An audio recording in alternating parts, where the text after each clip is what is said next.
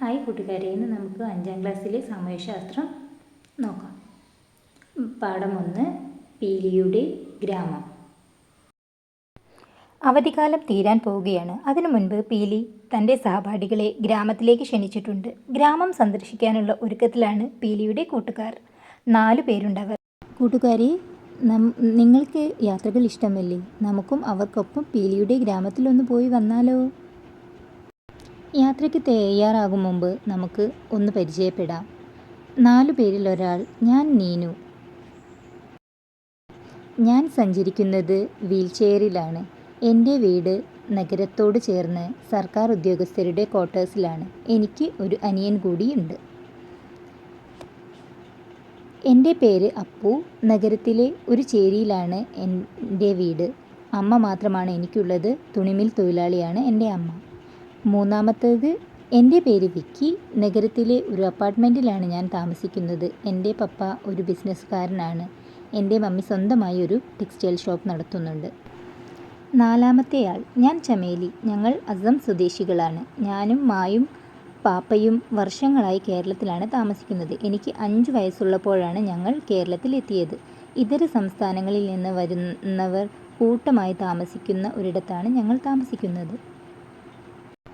കൂട്ടുകാരെ, നിങ്ങളൊരു കോളം കണ്ടില്ലേ? കൂട്ടത്തിലെ 5-മത്തെ ആളായി നിങ്ങളെ വരച്ചു ചേർത്ത് സ്വയം പരിചയപ്പെടുത്തൂ.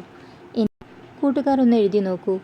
നിങ്ങളുടെ പേര്, എൻ്റെ പേര് എന്ന ഭാഗത്ത് നിങ്ങളുടെ പേര്, നിങ്ങൾ എവിടെ നിന്നാണ് വരുന്നത്, നിങ്ങളുടെ വീട്ടിൽ ആരൊക്കെയുണ്ട്, അച്ഛൻ എന്ത് ചെയ്യുന്നു, എത്ര അനിയന്മാരുണ്ട്, എത്ര അനുജത്തികളുണ്ട്, ഏട്ടന്മാരുണ്ട്, അതൊന്ന് എഴുതി. അച്ഛനും അമ്മയും എന്ത് ചെയ്യുന്നു അതൊന്ന് എഴുതി നോക്കൂ.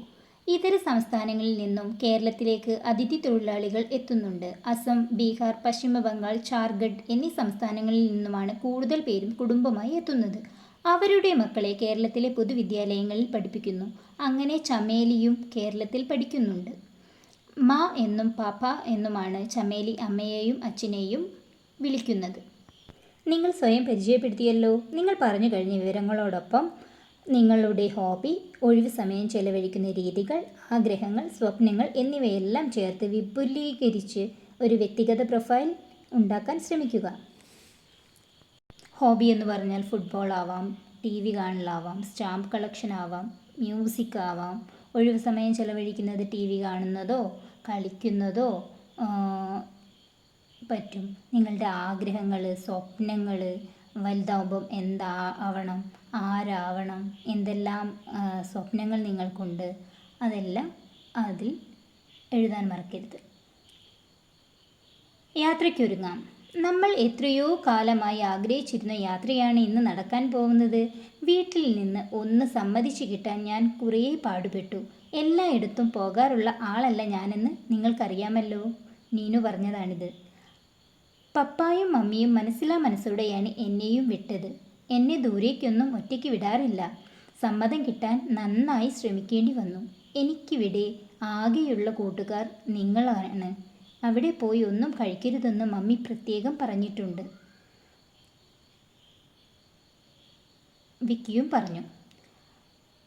ഞാൻ എവിടെ പോയാലും മായ്ക്ക് പേടിയാണ്. ഇവിടെ മിക്ക ആൾക്കാരും ഒരു അകൽച്ചയോടെയാണ് ഞങ്ങളോട് പെരുമാറുന്നത്. ഞാൻ പീലിയോട് ഇതൊക്കെ പറഞ്ഞിട്ടുണ്ട്. അവളുടെ നാട്ടിൽ ആരും അകൽച്ച കാണിക്കില്ലെന്ന് പീലി ഉറപ്പു തന്നിട്ടുണ്ട്. അതുകൊണ്ട് മാത്രമാണ് ഞാൻ വരുന്നതെന്ന് ചമേലിയും പറഞ്ഞു. എന്നാൽ അപ്പു പറഞ്ഞത് നോക്കിക്കേ. അമ്മ എതിർപ്പൊന്നും പറഞ്ഞില്ല. ഞാൻ പോകുമ്പോൾ അമ്മ വീട്ടിൽ ഒറ്റയ്ക്കാവും എന്ന വിഷമമുണ്ട്. ഒരു ദിവസത്തേക്കല്ലേ, കുഴപ്പമില്ല. നിങ്ങളും ഇവർക്കൊപ്പം യാത്രയ്ക്ക് ഒരുങ്ങിയിരിക്കുകയല്ലേ. നിങ്ങൾക്കും ഉണ്ടാവില്ലേ ചില ആശങ്കകൾ? താഴെ നിങ്ങളെ വരച്ചു ചേർത്ത് നിങ്ങളുടെ ചിന്തകൾ ഇവിടെ എഴുതി ചേർക്കൂ. ആ പാഠപുസ്തകത്തിലെ ഭാഗത്ത് നിങ്ങളുടെ ആശങ്കകളൊന്ന് എഴുതി വെച്ചേ.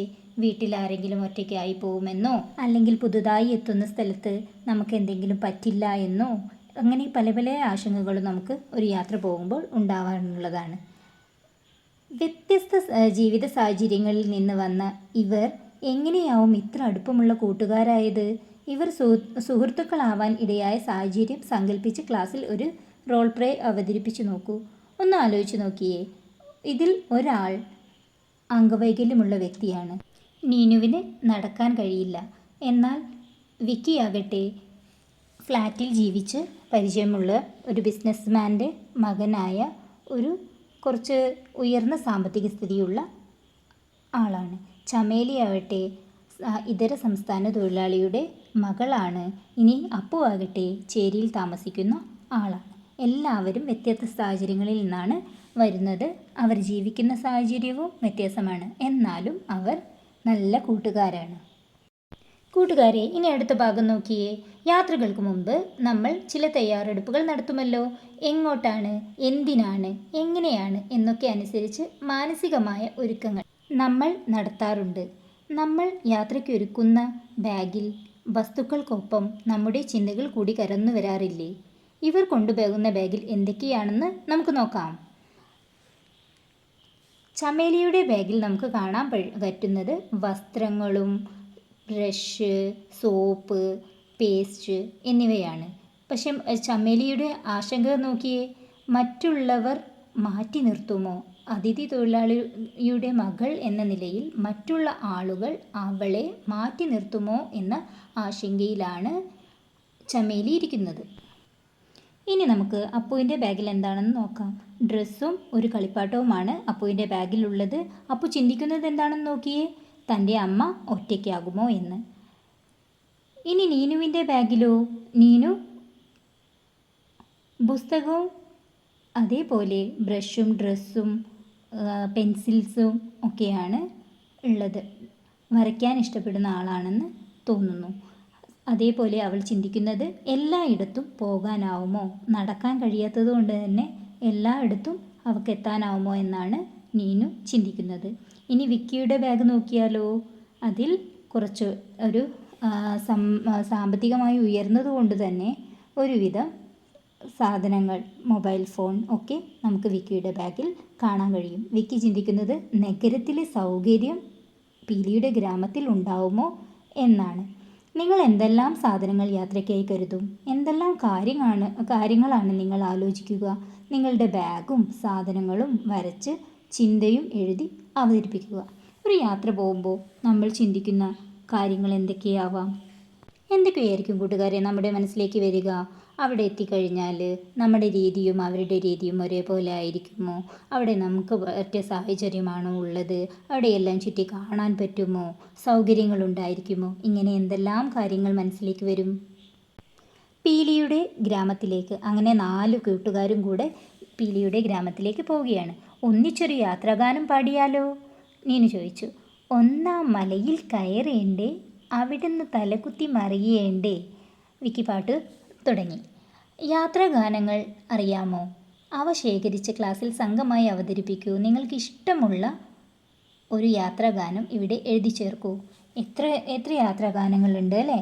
നമുക്ക് തന്തന്നം താനന്നം താളത്തിലാടി മന്ദാരക്കൊമ്പത്തോരു ഞാലിലാടി ഒന്നിച്ചു രണ്ടോമൽ പൈങ്കിളികൾ ഒന്നാനാം കുന്നിൻ്റെ യോമനകൾ കാടിൻ്റെ കിങ്ങിണികൾ. ഇങ്ങനെയുള്ള ഒരുപാട് യാത്രാഗാനങ്ങളുണ്ട്. യാത്രയിൽ ഗാനങ്ങൾ എന്ത് രസമാണല്ലേ ആസ്വദിച്ചുകൊണ്ടിരിക്കാൻ. ഇനി നോക്കിയേ, ഇതാ വിക്കി പാടിയ ഗാനത്തിൻ്റെ ബാക്കി ഒന്ന് നോക്കൂ. ഒന്നാം മലയിൽ കയറേണ്ടേ, അവിടുന്ന് തലകുത്തി മറിയേണ്ടേ. രണ്ടാം കുന്നിൽ കയറേണ്ടേ, അവിടുന്ന് തലകുത്തി മറിയേണ്ടേ. മൂന്നാം മലയിൽ കയറേണ്ടേ, അവിടുന്ന് തലകുത്തി മറിയേണ്ടേ. അങ്ങനെ ഒരുപാട് യാത്രാഗാനങ്ങളുണ്ട്. അങ്ങനെ അവർ സഞ്ചരിച്ച് പീലിയുടെ ഗ്രാമത്തിലെത്തി. ഹായ്, അതാ പീലിയുടെ ഗ്രാമം, അതാ പീലി. എത്ര നേരമായി ഞാൻ ഇവിടെ കാത്തു നിൽക്കുന്നു. എന്താ ഇത്ര വൈകിയത്? പീലി അവരെ കണ്ട് ചോദിച്ചു. എന്തായിരിക്കും കൂട്ടുകാർ പീലിയോട് പറഞ്ഞിട്ടുണ്ടാവുക? പീലിക്കുള്ള മറുപടി എഴുതി ചേർക്കൂ. ഞങ്ങൾ നടന്ന് എത്താൻ വൈകിയെന്നോ ആരെങ്കിലും ഒരാൾ നേരം വൈകിയെന്നോ എന്തെങ്കിലും പറഞ്ഞിരിക്കാം. വരൂ, നമുക്ക് വീട്ടിലേക്ക് പോകാം, പീലി പറഞ്ഞു. കൂട്ടുകാർ നോക്കിയേ, പീലിയുടെ ഗ്രാമത്തെക്കുറിച്ച് നിങ്ങളുടെ പ്രതീക്ഷകൾ എന്തൊക്കെയാണെന്ന് എഴുതാനുണ്ട്.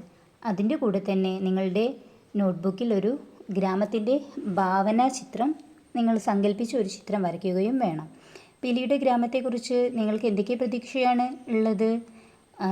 പച്ചപ്പ് നിറഞ്ഞ ഗ്രാമമാവുമോ, അവിടെ കൃഷിയുണ്ടാകുമോ, കുളമുണ്ടാകുമോ, അങ്ങനെ എന്തെങ്കിലും പ്രതീക്ഷകൾ നിങ്ങൾക്ക് അവിടെ എഴുതാം. അങ്ങനെ പീലി അവളുടെ അമ്മയെ പരിചയപ്പെടുത്തി. ഇതാണ് എൻ്റെ അമ്മ, എല്ലാവരും വരൂ.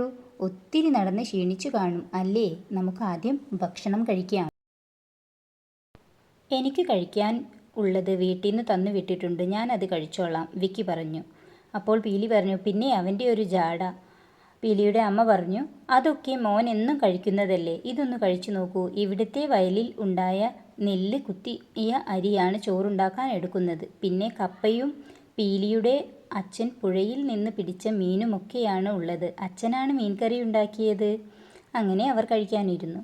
വിക്കി പറഞ്ഞു, ഞാൻ ആദ്യമായിട്ടാണ് ഇത്ര രുചിയുള്ള ഭക്ഷണം കഴിക്കുന്നത്. എൻ്റെ വീട്ടിൽ ഇങ്ങനെയുള്ളതേ അല്ല വാങ്ങുന്നത്. അപ്പു പറഞ്ഞു, പീലി വളരെ നന്നായിട്ടുണ്ട്, എന്തു നല്ല രുചി, ഇതെങ്ങനെയാ ഉണ്ടാക്കുന്നതെന്ന് പറഞ്ഞു തരണേ. നമുക്ക് അച്ഛനോട് തന്നെ ചോദിക്കാം, പീലി പറഞ്ഞു. അച്ഛൻ വയലിലുണ്ടാവും, അങ്ങോട്ട് പൊയ്ക്കോളൂ, ഗ്രാമവും കാണാമല്ലോ, പീലിയുടെ അമ്മ പറഞ്ഞു.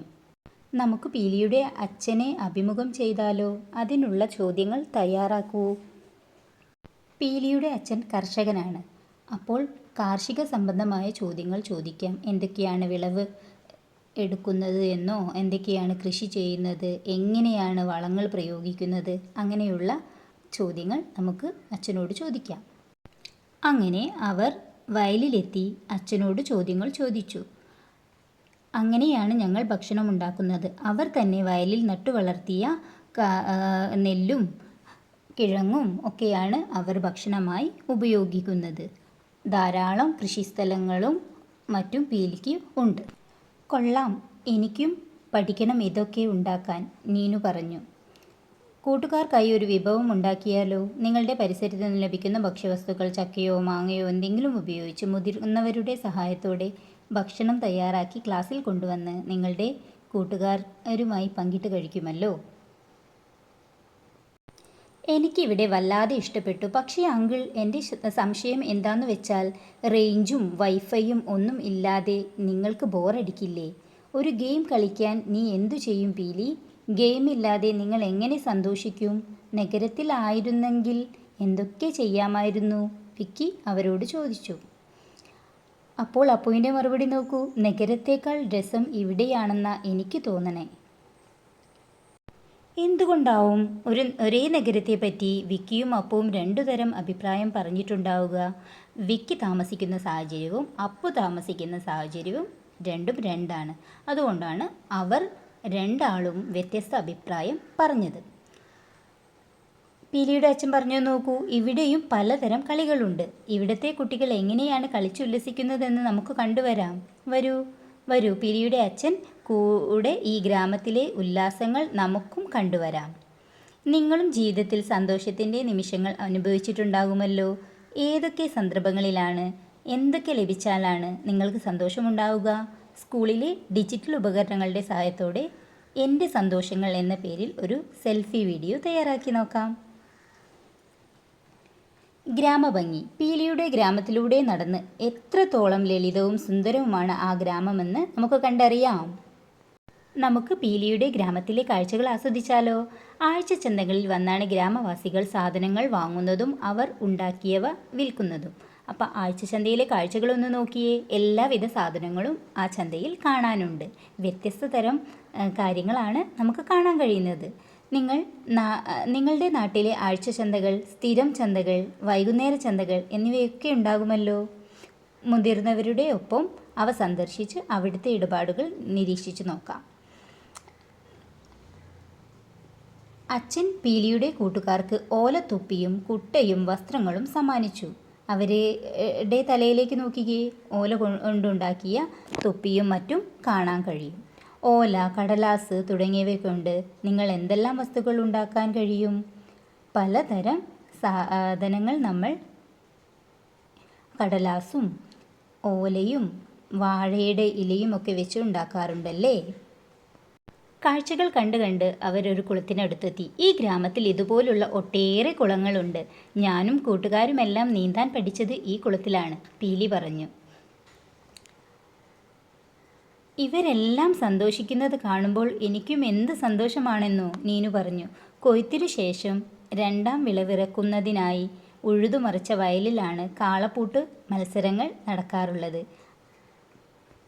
അങ്ങനെ അവർ ഗ്രാമത്തിലെ വ്യത്യസ്ത കാഴ്ചകൾ കണ്ട് സന്തോഷിച്ചു നടക്കുകയാണ്. നടന്ന് നടന്ന് അവർ ഉത്സവം നടക്കുന്ന സ്ഥലത്തെത്തി. ഇത് ഞങ്ങളുടെ നാട്ടിലെ ഉത്സവമാണ്. എല്ലാ നാടുകളിലും വിവിധ തരം ഉത്സവങ്ങൾ നടക്കാറുണ്ട്. ഉത്സവങ്ങൾ, പെരുന്നാളുകൾ, ഉറൂസ്, മേളകൾ, കായിക മത്സരങ്ങൾ തുടങ്ങിയ ആഘോഷങ്ങൾ. മുതിർന്നവരോട് ചോദിച്ച് ഒരു വിവരണം തയ്യാറാക്കൂ. മുതിർന്നവർക്കൊപ്പം നിങ്ങളും ഇങ്ങനെയുള്ള ഉത്സവങ്ങൾക്കും പെരുന്നാളുകൾക്കും ഉറൂസുകൾക്കുമൊക്കെ പോയിട്ടുണ്ടാവും. ക്ലാസ്സിൽ നിങ്ങളുടെ അനുഭവങ്ങൾ പങ്കുവയ്ക്കൂ. അവിടെ പോയപ്പോൾ ഉണ്ടായിരുന്ന ജനക്കൂട്ടം, അവിടുന്ന് വാങ്ങിയ കളിപ്പാട്ടങ്ങൾ, ആരുടെയൊക്കെ ഒപ്പമാണ് പോയത്, ദൂരത്താണോ അടുത്താണോ, അങ്ങനെയുള്ള അനുഭവങ്ങൾ ക്ലാസ്സിൽ പങ്കുവയ്ക്കൂ. അങ്ങനെ പീലിയുടെ കൂട്ടുകാരും ആ ഉത്സവ കാഴ്ചകളിൽ പങ്കുചേർന്നു. പീലിയും കൂട്ടുകാരും നിങ്ങളും ഗ്രാമത്തിലെ കാഴ്ചകളെല്ലാം കണ്ട് രാത്രി തിരിച്ചു വരികയാണ്. ഈ നേരത്ത് നമുക്കൊരു പാട്ടുണ്ടാക്കി പാടിയാലോ? എൻ്റെ ഗ്രാമം എന്ന പേരിൽ ഒരു പാട്ടുണ്ടാക്കാം. നിങ്ങൾ കണ്ടിട്ടുള്ള ഗ്രാമങ്ങളും പീലിയുടെ ഗ്രാമവും ഒക്കെ ഉൾക്കൊള്ളുന്ന രീതിയിൽ ഒരു പാട്ടെഴുതി ക്ലാസ്സിൽ സ്വന്തം താളത്തിനനുസരിച്ച് ഒന്ന് അവതരിപ്പിച്ചു നോക്കൂ. നിങ്ങൾ താമസിക്കുന്ന സ്ഥലത്ത് പുറത്തേക്ക് നോക്കിയാൽ രാത്രി കാഴ്ച കാണുന്ന ഒരിടം കണ്ടെത്തൂ. എന്തെല്ലാം കാഴ്ചകളാണ് നിങ്ങൾ കാണുക? നമുക്കതൊന്ന് വരച്ചു നോക്കിയാലോ? എൻ്റെ രാത്രിയും ആകാശവും എന്ന പേരിൽ കൂട്ടുകാർ വരച്ച മുഴുവൻ ചിത്രങ്ങളും വെച്ച് ക്ലാസ്സിൽ ഒരു ചിത്രപ്രദർശനം സംഘടിപ്പിക്കൂ. എന്തെല്ലാം കാഴ്ചകൾ നിങ്ങൾക്ക് വരയ്ക്കാം?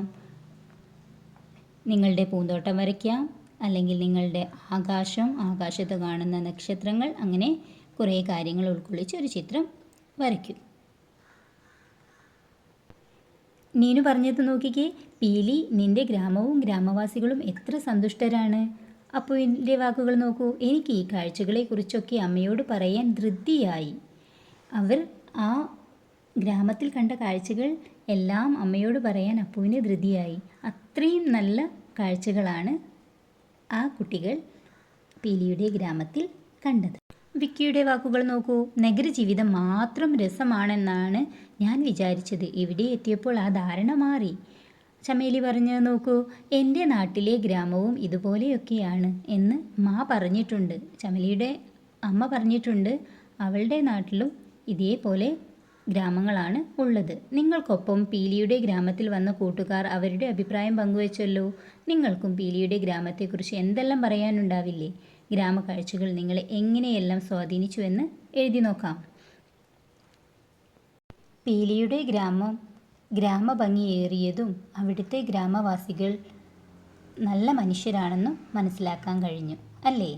പീലിയുടെ ഗ്രാമത്തിലേക്ക് പുറപ്പെടും മുമ്പ് നിങ്ങൾക്കും പീലിയുടെ മറ്റു കൂട്ടുകാർക്കും സന്തോഷത്തെക്കുറിച്ചും പീലിയുടെ ഗ്രാമത്തെക്കുറിച്ചും മറ്റുള്ളവരുടെ ജീവിതത്തെക്കുറിച്ചും ഒരുപാട് മുൻധാരണകൾ ഉണ്ടായിരുന്നു. അത്തരം ചിന്തകളിലൂടെയല്ലേ അതുവരെയും നിങ്ങൾ ലോകത്തെ നോക്കിക്കണ്ടത്? ഈ യാത്രക്കിടയിൽ പല മുൻധാരണകളും ഉപേക്ഷിച്ചു. പുതിയ ചില അനുഭവങ്ങളും അറിവുകളും നേടി. പീലിയുടെ കൂട്ടുകാർ പറയുന്നത് കേട്ടു നോക്കാം. വിക്കി പറഞ്ഞത് നോക്കൂ. നഗരത്തിലെ മുന്തിയ സൗകര്യങ്ങൾ കൊണ്ടേ സന്തോഷമുണ്ടാകൂ എന്നാണ് ഞാൻ കരുതിയിരുന്നത്. ആ ചിന്ത മാറി. അപ്പു പറഞ്ഞു. വിക്കി പറഞ്ഞതുപോലെ ഞാനും ചിന്തിച്ചിരുന്നു. ഞങ്ങൾക്ക് ഞങ്ങളുടേതായ സന്തോഷം അവിടെ ഉണ്ടായിരുന്നു. എല്ലായിടത്തും സന്തോഷമുണ്ട് എന്നെനിക്ക് മനസ്സിലായി. ചമേലി പറഞ്ഞു നോക്കൂ. എന്നെ എല്ലാവരും മറ്റൊരു നാട്ടിൽ നിന്ന് വന്ന കുട്ടിയായി കണ്ട് മാറ്റി നിർത്തുമോ എന്ന ഭയം എനിക്കുണ്ടായിരുന്നു. അത് മാറി. നീനുവിൻ്റെ വാക്കുകൾ നോക്കൂ. എനിക്ക് ഈ കാഴ്ചകളും സന്തോഷങ്ങളും അനുഭവിക്കാൻ കഴിയുമെന്ന് വിചാരിച്ചതേ ഇല്ല. 4 പേരും അവരുടെ മുൻധാരണ തിരുത്തി പറഞ്ഞത് നിങ്ങൾ കേട്ടില്ലേ? പീലിയുടെ ഗ്രാമത്തിലൂടെ നിങ്ങളും സഞ്ചരിച്ചുവല്ലോ. ഈ യാത്രക്കിടയിൽ നിങ്ങൾക്ക് എന്തെല്ലാം പുതിയ അറിവുകളാണ് ഉണ്ടായത്? നിങ്ങളുടെ അനുഭവം കൂട്ടുകാരോട് പങ്കുവെച്ചു നോക്കൂ. എന്തെല്ലാം പുതിയ അനുഭവങ്ങൾ കിട്ടി? ഓരോ ഗ്രാമത്തിലും അവരുടേതായ സന്തോഷങ്ങളും കാഴ്ചകളും എല്ലാം ഉണ്ട്. എല്ലാ മനുഷ്യരും എവിടെ ജീവിച്ചാലും അവിടെ സന്തോഷങ്ങളും വ്യത്യസ്ത തരം കാഴ്ചകളും ഉത്സവങ്ങളും ആഘോഷങ്ങളും എല്ലാം കാണാൻ സാധിക്കും. കൂട്ടുകാരെ, നമുക്ക് ഈ പാഠഭാഗത്തിൻ്റെ തുടർ പ്രവർത്തനങ്ങൾ നോക്കിയാലോ? ഒന്നാമത്തെ പ്രവർത്തനം ഗ്രാമ-നഗര പ്രദേശങ്ങളുടെ പ്രത്യേകതകൾ സൂചിപ്പിക്കുന്ന ചിത്രങ്ങൾ ശേഖരിച്ച് ആൽബം തയ്യാറാക്കുക. ഗ്രാമപ്രദേശങ്ങളുടെ പ്രത്യേകതകൾ വയലും കുളവും ഒക്കെയുള്ള ചിത്രങ്ങളൊക്കെ ശേഖരിച്ച് നഗരത്തിൻ്റെ അതേപോലെ തന്നെ വലിയ വലിയ കെട്ടിടങ്ങളും റോഡുകളും ഒക്കെയുള്ള ചിത്രങ്ങൾ ശേഖരിച്ച് ഒരു ആൽബം തയ്യാറാക്കുക. നിങ്ങൾ താമസിക്കുന്ന പ്രദേശത്തെ സാമൂഹിക സവിശേഷതകൾ ഉൾപ്പെടുന്ന ഒരു വീഡിയോ ഡോക്യുമെൻ്ററി ടീച്ചറുടെ പിന്തുണയോടെ തയ്യാറാക്കുക. നമ്മുടെ നാട് നഗരമാണെങ്കിലും ഗ്രാമമാണെങ്കിലും ആ പ്രദേശത്തെ സവിശേഷതകൾ ഉൾക്കൊള്ളിക്കുക. എൻ്റെ നാട്ടിലെ ഉല്ലാസങ്ങൾ എന്ന വിഷയത്തിൽ സെമിനാർ സംഘടിപ്പിക്കുക. നമ്മുടെ നാട്ടിലെ എന്തെല്ലാം ഉല്ലാസങ്ങളാണ് അതിനെക്കുറിച്ച് സെമിനാറിൽ ഉൾപ്പെടുത്തേണ്ട ഭാഗങ്ങൾ കൊടുത്തിട്ടുണ്ട്. നമ്മുടെ നാട്ടിലെ പരിസ്ഥിതി, അതാണ് ഗ്രാമമാണോ നഗരമാണോ എന്താണോ അത്. ഭക്ഷണ രീതികൾ, ഓരോ നാട്ടിലും ഭക്ഷണ രീതികൾ വ്യത്യാസമുണ്ടാകും.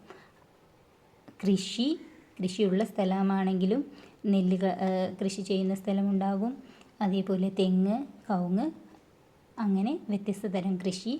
മാർക്കറ്റ്, ചന്തകൾ, ആഴ്ച ചന്തകൾ, ദിവസമുണ്ടാകുന്ന ചന്തകൾ, അങ്ങനെ വ്യത്യസ്ത തരം ചന്തകളെക്കുറിച്ച് എഴുതാം. കളികൾ, കളിസ്ഥലങ്ങൾ, ചിലപ്പോൾ ടർഫ് പോലുള്ള ആധുനിക സൗകര്യങ്ങളുള്ളതായിരിക്കാം, അല്ലെ വയൽ പോലെ കളിസ്ഥലങ്ങളായിരിക്കാം. വ്യത്യസ്ത തരം കളികൾ, ആഘോഷങ്ങൾ, ഉത്സവം, നേർച്ച പോലുള്ള കാര്യങ്ങൾ, രാത്രികാല കാഴ്ചകൾ, ഇവയെക്കുറിച്ചെല്ലാം ഉൾക്കൊള്ളിച്ച് ഒരു സെമിനാർ സംഘടിപ്പിക്കാം. എൻ്റെ നാട്ടിലെ ഉല്ലാസങ്ങൾ.